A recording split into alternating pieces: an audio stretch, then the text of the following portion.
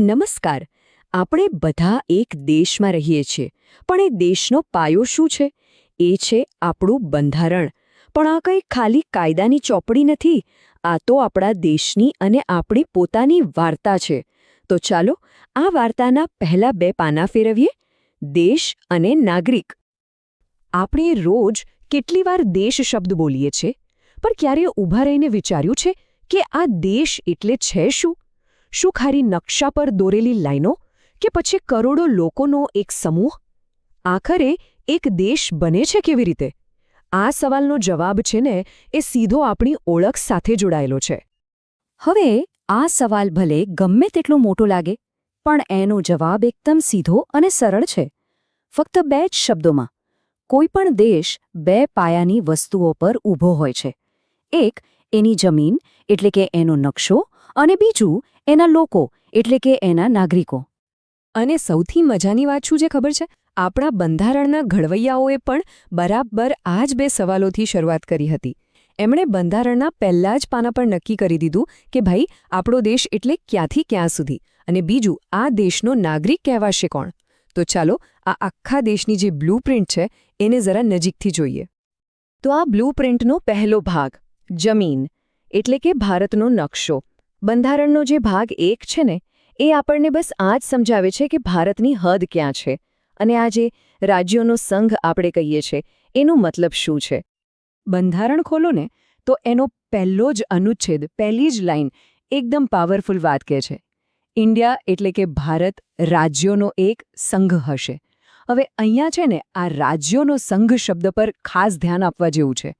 એની પાછળ એક બહુ મોટો વિચાર છે. આ ખાલી નામ નથી, આ તો ભારતના અસ્તિત્વનો પાયો છે.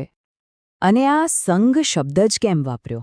એની પાછળ ડૉક્ટર B.R. આંબેડકરનો તર્ક એકદમ સાફ હતો.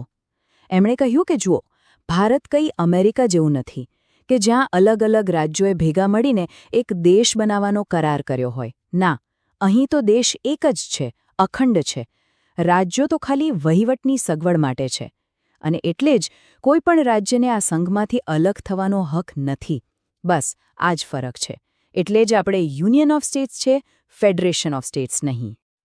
સારું, તો એ વાત તો પાક્કી થઈ ગઈ કે ભારત એક અવિભાજ્ય સંઘ છે. એને કોઈ તોડી ના શકે. પણ સવાલ એ છે કે શું એની અંદર આવેલા રાજ્યો પણ અવિભાજ્ય છે? આજે જે આપણે ભારતનો નકશો જોઈએ છીએ, શું એ કાયમ માટે આવો જ રહેશે? શું એ પથ્થર પર કોતરેલી લકીર છે, કે પછી આપણી સંસદ એને બદલી શકે છે? અને જવાબ છે હા, બિલકુલ બદલી શકાય છે. આપણું બંધારણ જ આપણી સંસદને આ પાવર આપે છે, અને એ પણ બે રીતે. એક છે અનુચ્છેદ 2, જે કહે છે કે સંસદ કોઈ બહારના વિસ્તારને ભારતમાં સામેલ કરી શકે છે, જેમ 1975માં સિક્કિમનું થયું. અને બીજો એનાથી પણ વધુ રસપ્રદ છે, અનુચ્છેદ 3. એનાથી સંસદ દેશની અંદર જ રાજ્યોની સરહદો બદલી શકે છે, બે રાજ્યોને એક કરી શકે છે, કે પછી કોઈ રાજ્યનું નામ પણ બદલી શકે છે. યાદ છે, ઓરિસ્સાનું નામ બદલીને ઓડિશા કરવામાં આવ્યું? બસ એ આ જ અનુચ્છેદ હેઠળ થયું હતું. હવે આ ફેરફાર કરવાની જે પ્રોસેસ છે ને, એ પણ બહુ મજાની છે. સૌથી પહેલાં તો રાષ્ટ્રપતિની પરવાનગી લેવી પડે. પછી એ બિલ જે તે રાજ્યને મોકલવામાં આવે એનો મત જાણવા માટે. પણ અહીં જ એક ટ્વિસ્ટ છે. સંસદ એ રાજ્યની વાત માનવા માટે બંધાયેલી નથી. એમને જે ઠીક લાગે એ કરી શકે છે, અને એ પણ સાદી બહુમતીથી. આ બતાવે છે કે આપણું બંધારણ કેન્દ્રને કેટલી સત્તા આપે છે. અને હવે સાંભળો સૌથી મોટી વાત. આટલો મોટો ફેરફાર, મતલબ કે એક રાજ્યનો નકશો બદલી નાખવો, એના માટે બંધારણમાં સુધારો કરવાની જરૂર જ નથી. અનુચ્છેદ 4 સ્પષ્ટ કહે છે કે આ કામ એક સામાન્ય કાયદો પસાર કરીને થઈ શકે છે. આ છે આપણા બંધારણની ફ્લેક્સિબિલિટી, એની લવચિકતા. એ દેશને સમય પ્રમાણે બદલાવાની છૂટ આપે છે. તો આ વાત થઈ દેશના પહેલા પાયાની, જમીનની. આપણે જોયું કે એનો નકશો કેવી રીતે બદલાઈ શકે છે. પણ ખારી જમીનથી તો દેશ નથી બનતો, બરાબર ને? એ જમીનને દેશ બનાવે છે એના પર રહેતા લોકો. તો હવે બીજો મોટો સવાલ. આ કરોડો લોકોમાંથી ભારતીય કોણ છે? કોને કહીશું આપણે ભારતના નાગરિક? આ સમજવા માટે આપણે બંધારણના બીજા ભાગમાં જવું પડશે. આપણા બંધારણના ઘડવૈયાઓ ખરેખર બહુ દૂરનું વિચારતા હતા. એમને ખબર હતી કે સમયની સાથે પરિસ્થિતિઓ બદલાશે. એટલે એમણે શું કર્યું?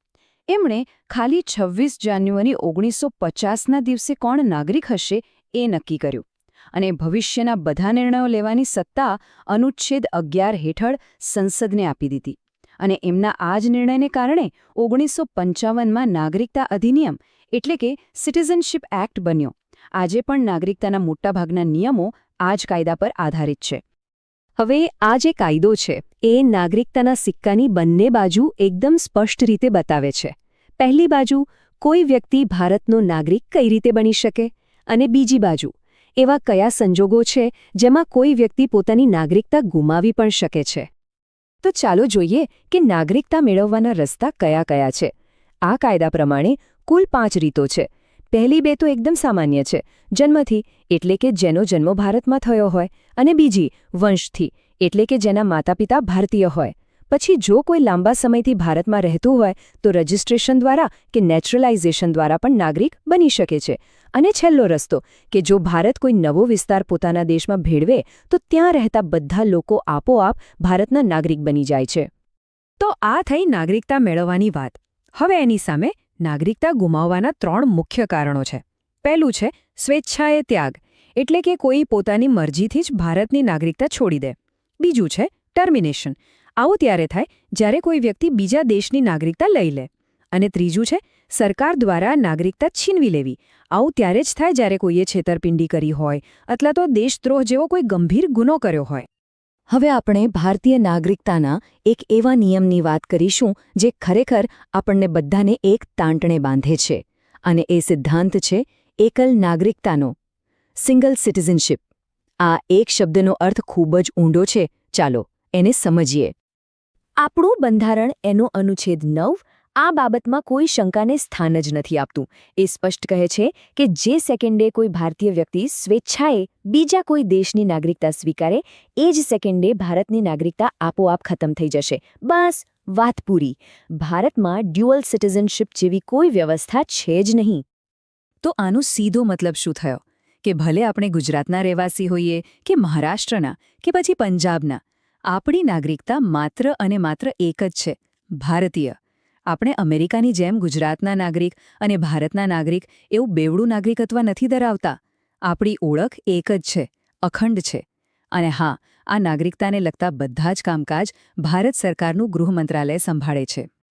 હવે તાજેતરના સમયમાં નાગરિકતાના કાયદામાં એક મોટો સુધારો થયો 2019માં, જેને આપણે બધા CAA એટલે કે સિટીઝનશીપ અમેન્ડમેન્ટ એક્ટ તરીકે ઓળખીએ છીએ.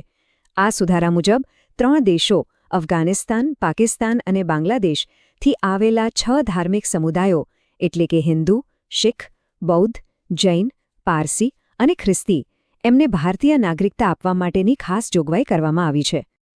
તો આ આખી વાતનો સાર શું છે? બંધારણના આ પહેલા 2 ભાગ આપણને એક બહુ જ સંતુલિત વિચાર આપે છે. એક બાજુ એ દેશના આંતરિક નકશાને જરૂર પ્રમાણે બદલવાની છૂટ આપે છે, જેથી વહીવટ સારો ચાલે. અને બીજી બાજુ નાગરિકતાના મામલે એ એકદમ કડક છે. એક જ નાગરિકતા, જેથી એક રાષ્ટ્ર એક ઓળખની ભાવના મજબૂત બને. તો આ બધી ચર્ચા પછી આપણે એ જ મૂળ સવાલ પર પાછા આવીએ. આપણું બંધારણ શું છે? શું એ વર્ષો પહેલાં લખાયેલી કોઈ પથ્થરની લકીર છે જે બદલી ન શકાય? કે પછી એ એક જીવંત દસ્તાવેજ છે જે સમયની સાથે શ્વાસ લે છે, બદલાય છે અને વિકસે છે? આ સવાલનો જવાબ આપણે જે રીતે શોધીશું એના પર જ આપણા લોકતંત્રનું ભવિષ્ય ટકેલું છે. આના પર